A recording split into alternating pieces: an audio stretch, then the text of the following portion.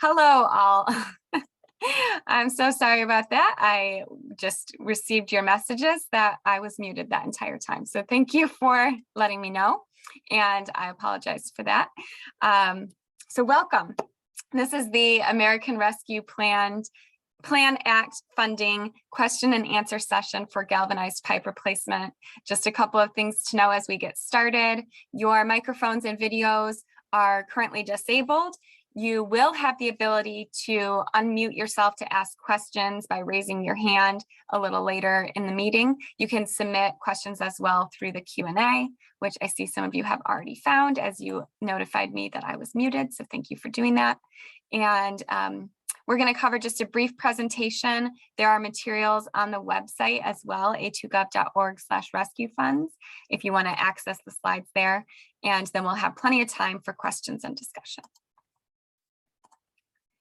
So in terms of technology, as I said, I think most of you have found this already, but there is a icon for raising your hand, little hand button, and some comment bubbles for the Q&A indicator.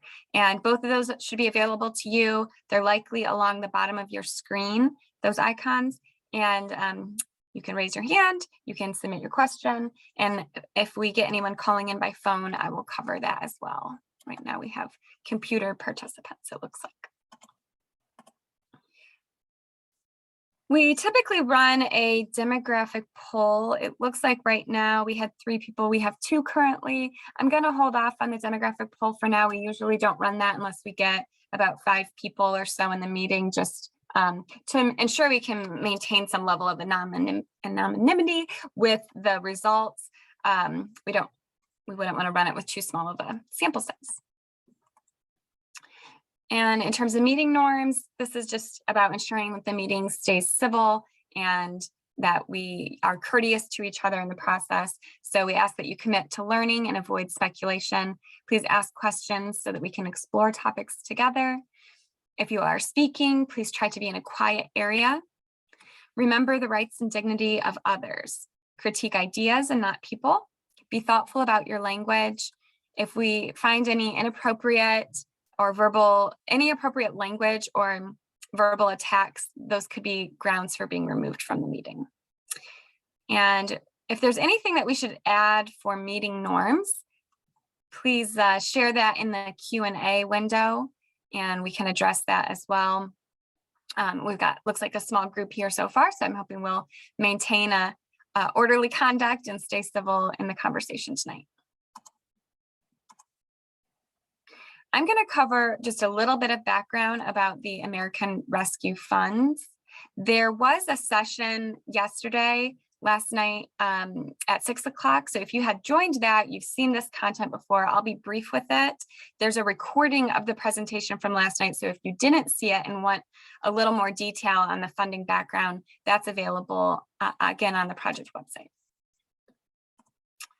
So American Rescue Plan Act. This is a federal local government bailout for the pandemic. The city of Ann Arbor received about $24.2 million, and the distribution of this funding is modeled after the Community Development Block Grant funding. There are very specific federal regulations about how the money can be spent.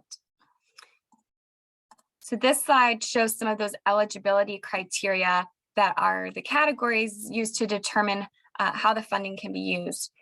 COVID-19 or negative economic impacts, premium pay for eligible workers, government services to the extent of the lost revenue during the pandemic, investments in water, sewer, and broadband infrastructure. And there are some more specific details on the slide. Again, these are available for you if you want to look into them in more detail, but the important point being that there are some very specific criteria that staff have used in analyzing what could be considered an eligible project. The period for the expenditure of the American Rescue Plan funding is March of 2021 through December of 2024. Costs can be incurred by December of 2024, but must be spent in full by December of 2026. So this is an important consideration in the selection of the projects, because we needed to ensure that projects could be spent, the funding could be spent in a timely manner to meet these deadlines. Some of the prohibited uses of the funding are pension contributions and debt payments. Also, the funds may not be used as non-federal match for example, for grant dollars. So there are significant reporting requirements associated with the funding. And these are temporary in nature. So again, this is a criteria, a portion of how we evaluated eligible projects is not wanting to take on additional projects that would lead to recurring financial commitment as an ongoing basis. We have a one-time allocation and really needed to keep that in mind with anything new that we get started through this process. And in thinking about those criteria, of course, that was a major component of how projects were identified, the federal guidelines. We needed to ensure that all projects would fit under the criteria and are an approved use for these funds. And the city's finance office and administration office has been heavily involved in that selection. Also, we reviewed the prior council direction to look for where there were already priorities identified, and that could include things like master planning efforts or other major city initiatives. And something to point out about those is that many of those initiatives and priorities that fed into this project also had extensive community engagement processes. So when we think about how these were selected, just know that it's pulled from existing priorities, really. Identified projects need, again, to be spent down before the 2026 deadline. So that was the timing of how long the project would run was an important part of this.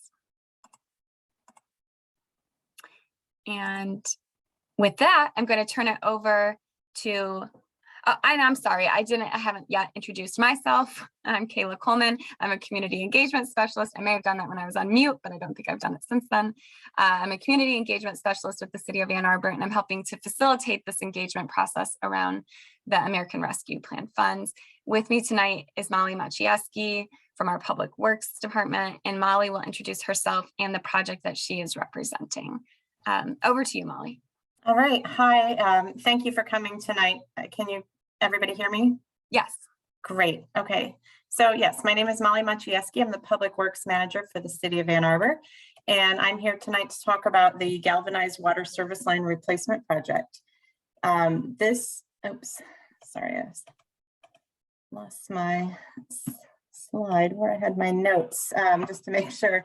So this project is going to replace up to 3,000 galvanized water service lines that were once connected to lead pipes.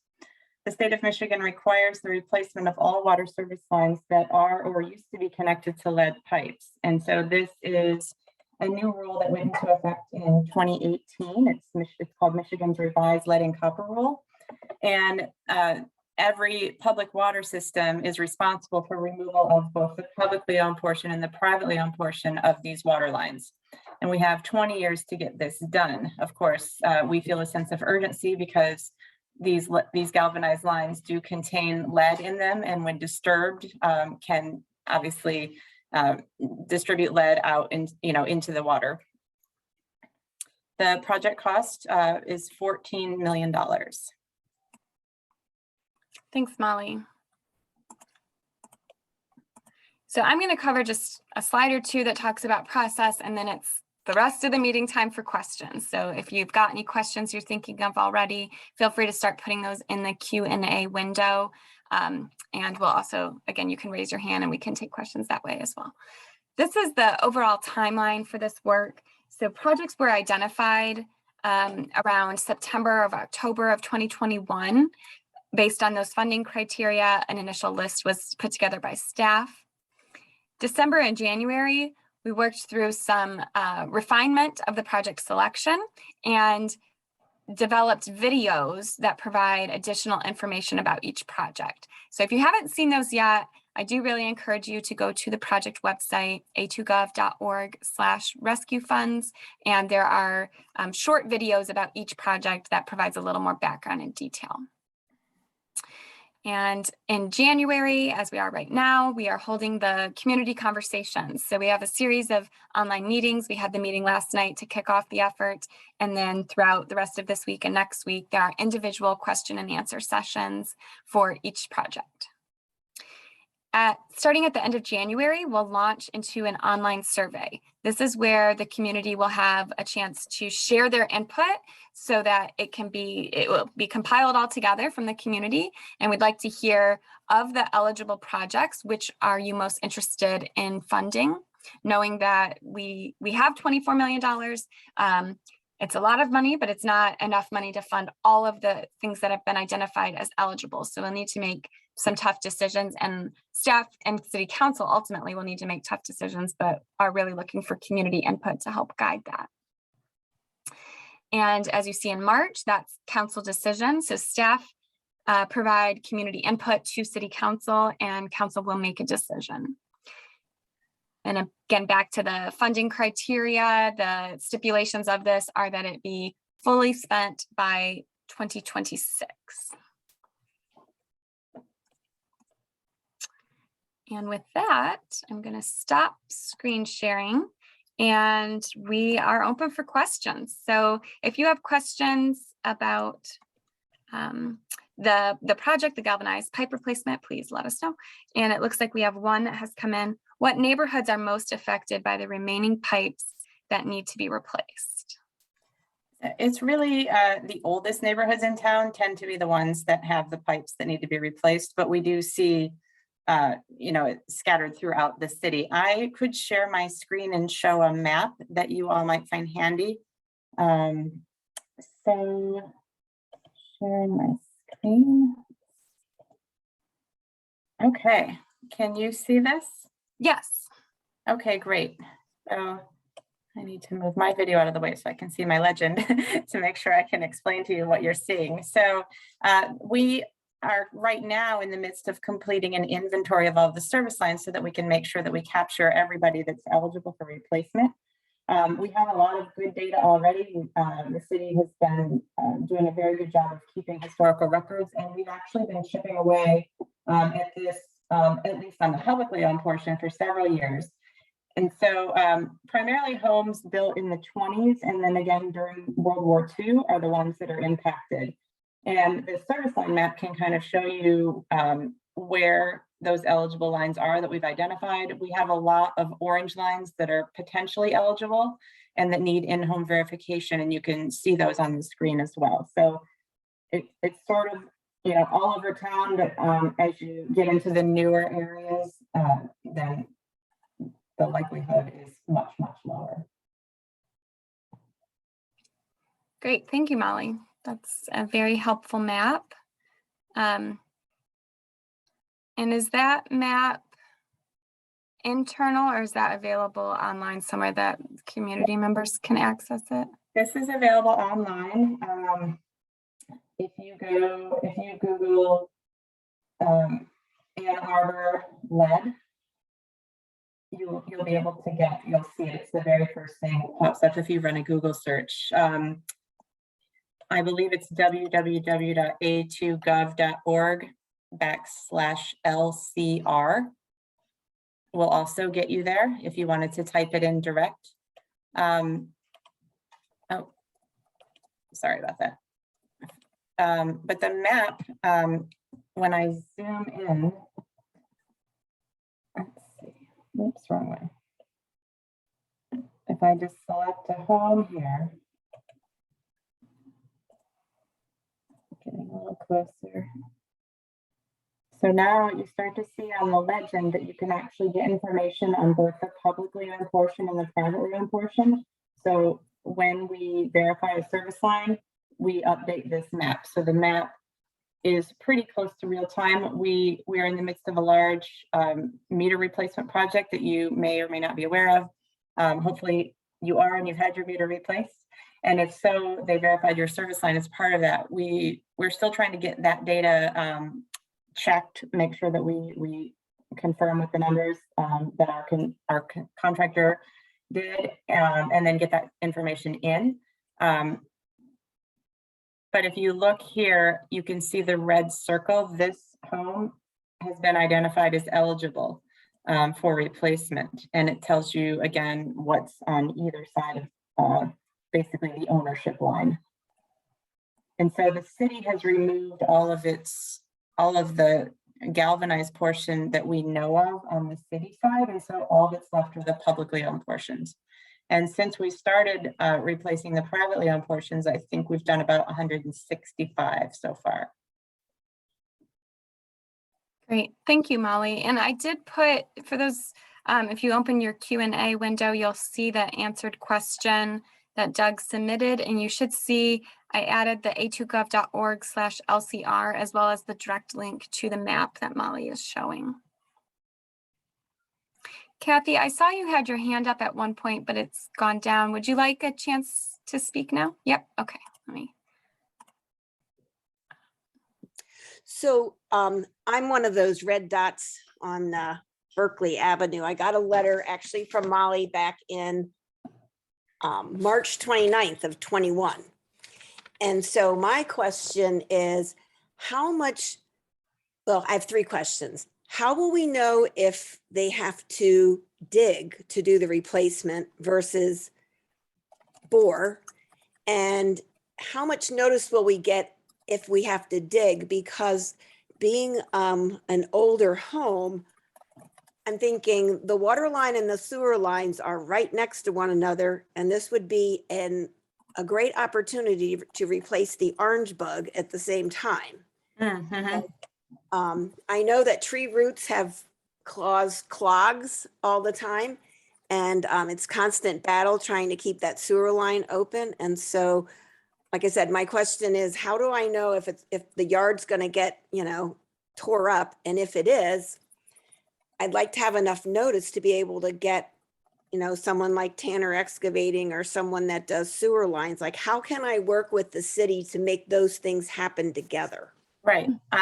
Well, we're actually doing a fair bit of that already. There are other homeowners in similar boat as you.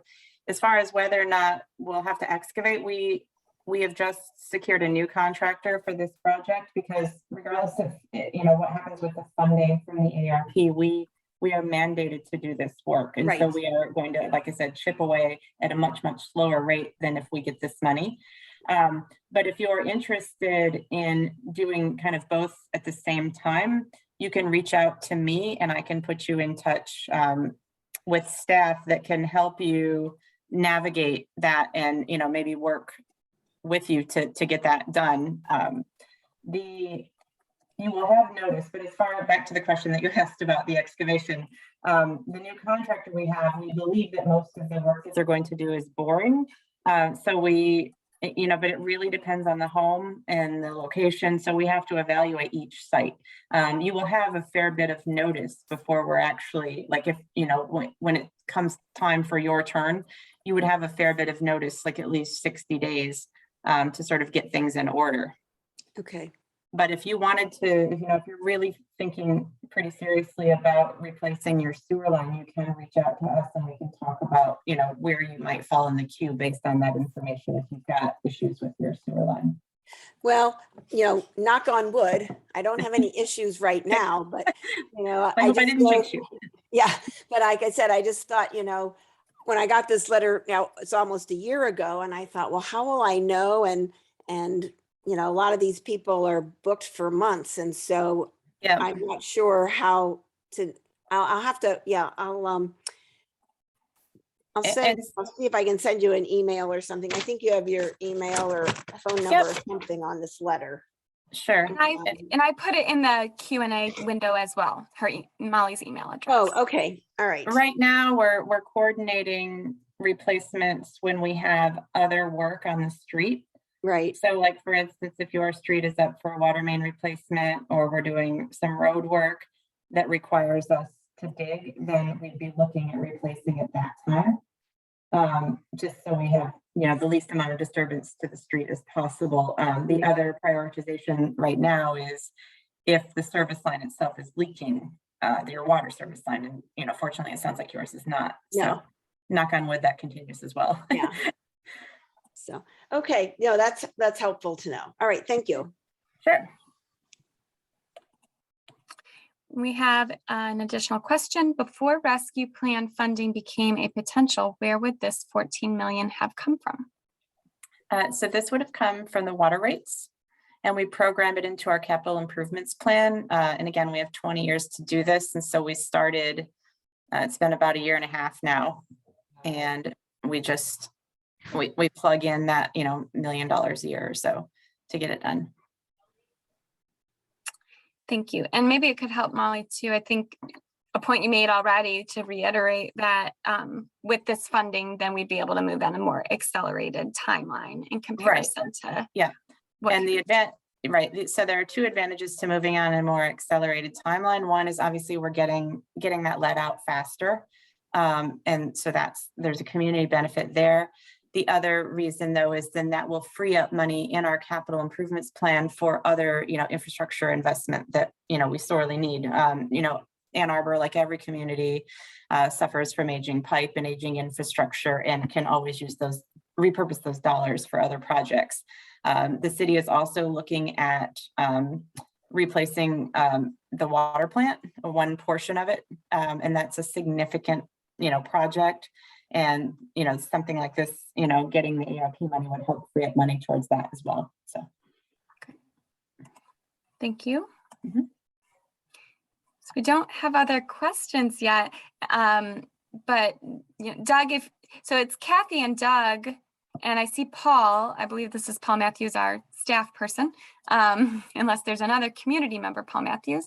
But any of you that would like to raise your hand, I can bring you off of mute. And we have such a small group here tonight. I'm fine with this being a little more informal and conversational. So Kathy, I've left your microphone where you are off of, Okay. You're able to continue contributing if you've got other follow-up questions. We are here for you all. So I guess my only other question is, if there's only 3,000, you know, homes that are likely affected, you know, when it comes to the voting, I don't think we're going to like get a lot of votes compared to bike lanes and some of the other kind of more glitzy items. But I'm wondering, like,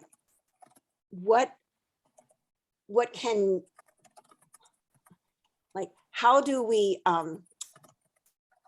or what do we say to council to try to get them to seriously consider this as a use of the money versus having it go to, like I said, something that's, you know, quote, more progressive or fancy or whatever. I mean, I listened to the Catherine Miller bike lane thing earlier today, and the guy's like, vote for us. And it's like, well, how about if we vote for like lead-free water? But anyway, I'm just trying to figure out like what's the best angle, because there's not that many households that are affected by this, I don't think.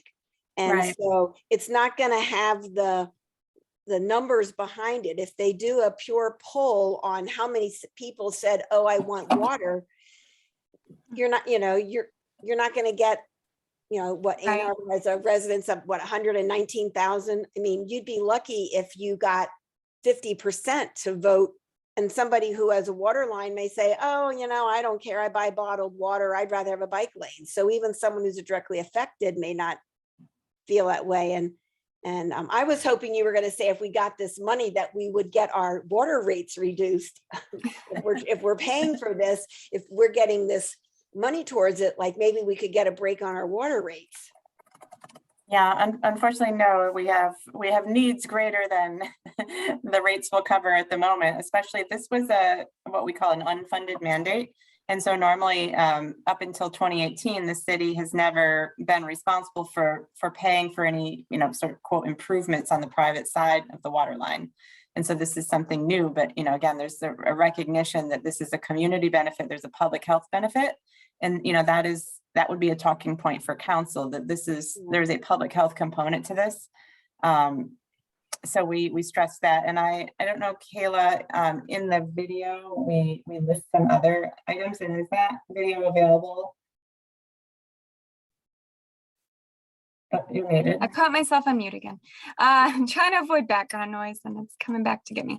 The video is available on the web page. You mean to play No, just that it's available, and that might help give you, some ideas for some talking points. This brings local jobs in, obviously. So we feel it's really important. And again, it frees up dollars in the future to deal with all of our aging infrastructure in the water system. And that's very important. And I would say, to your point, that it's not glitzy. It's not a bike lane, but not everybody rides bicycles. So, but everybody drinks water. And generally most people are concerned about, the community's health. So we have that going for us. I feel like taking a lesson in campaigning for this, Kayla. Well, that's what I'm worried it's going to turn into, is going to be a big campaign. Yeah.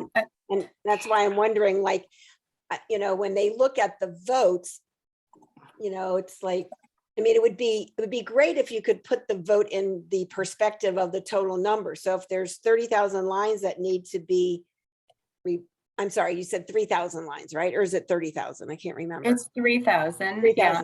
So if you get 1,500 people responding, that's 50%. That's an amazing response rate. You figure out how many people are bike riders in the city, 1,500 responses compared to, maybe like 8,000 people who ride bicycles. I mean, that's a lot smaller percentage. But I like your enthusiasm, Kathy. In my 11 years of doing community engagement at the city, I've yet to see any online survey that gets 1,500 responses. But but I hope we'll achieve that level of engagement. But and I'm sorry I interjected here a little bit, but I just to piggyback on the vein you're going there with the survey, and you've called them votes, but I do want to clarify, we don't use the word vote in this form of a public input process, because it is ultimately city council that will make the decision. We're gathering public feedback. We're going to promote that online survey broadly. We hope as many people will fill it out as possible. I have seen the numbers get close to 1,000. I've maybe seen one survey break 1,000, but I've not seen more than that. In terms of expectations and the reality of what we work with and our public responsiveness, but we want to get as many responses as we can. So anything that you can do, that others on the call can do to help promote this engagement process, to promote the opportunity to have a voice, we encourage and hope that you will help us do that. There's a email subscription list on the project webpage. You can sign up and we'll keep you informed once that survey goes live at the end of January. And you can help us by pushing that out to everyone in your network. But again, and you've said this, because I know that you said, what can we say to council? That really is where the decision will get made. And so I hope that helps in like clarifying the process and the level of participation we usually see.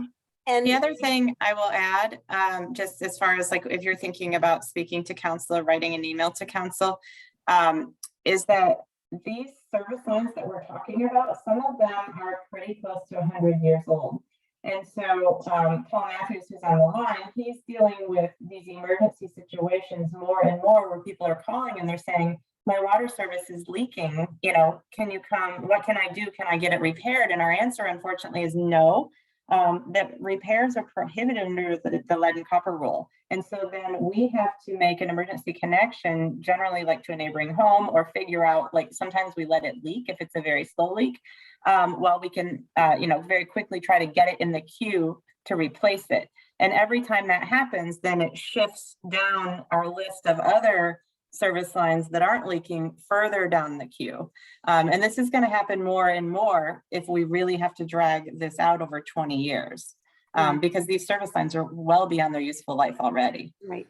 I think the property, I think the house was built in, it was either 41 or 44. I can never remember which one, but you're talking 80, it's an 80-year-old service line. It's an 80-year-old sewer line. And, so that's why I was wondering about that.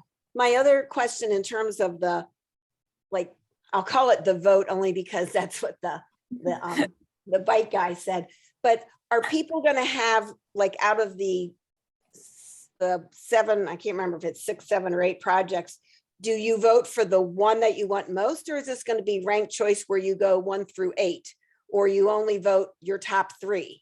I mean, how are they going to be looking at those numbers? Because, somebody might, if you can vote more than once, you could vote for a bunch of things, but, I just was trying to figure out how that was going to go. Yep.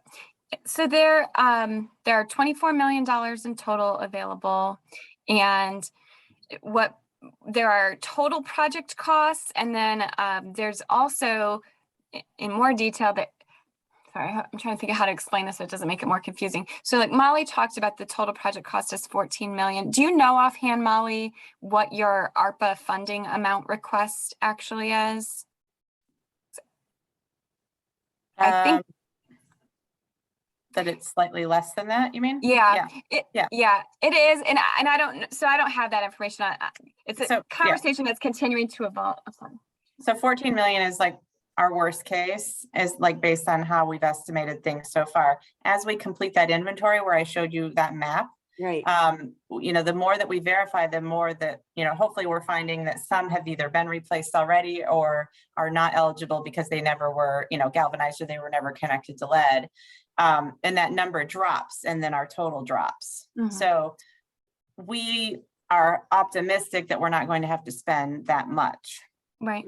So what I'm trying to frame, and we'll have more information that's going to continue to get posted to the webpage. This is all moving very quickly, but say Molly's total project right now estimated at 14 million. There may be a slightly lower number that ends up getting posted as part of her project information that says the amount being requested through ARPA is 10 million. I don't know, just throwing out a number. Right. And the survey is going to be framed as though if you have $24 million to spend, which projects would you allocate it to? So you might say, I want to put 10 million to galvanized pipes, and I also want 2 million towards bike lanes and $1 million towards unarmed response. But those amounts of what each project is requesting through ARPA funding will be clarified more specifically, it could be a lower number than what the total project cost is.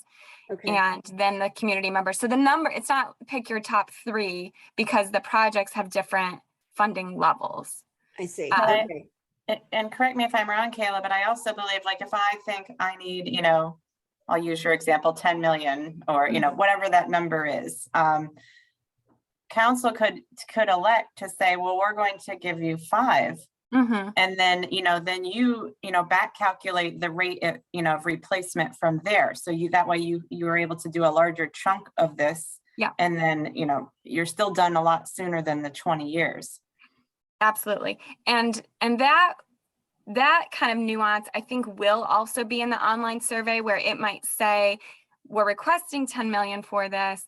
But the participant, the person filling out the survey, could say, well, I really like bike lanes, so I can't give 10 million to pipes, but I'd say 5 million.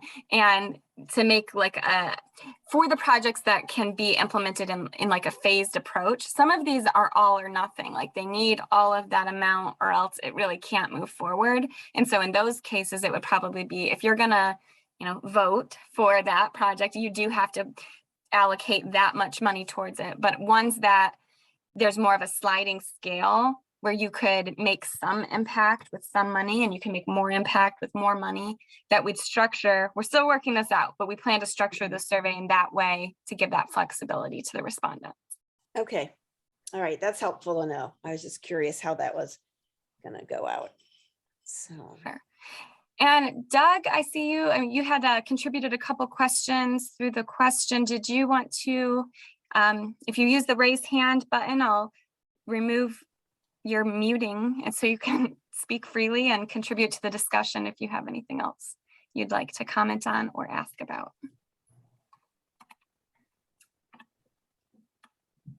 Oh, you're good. Thank you. All right. Thanks, Doug. Thanks for letting us know.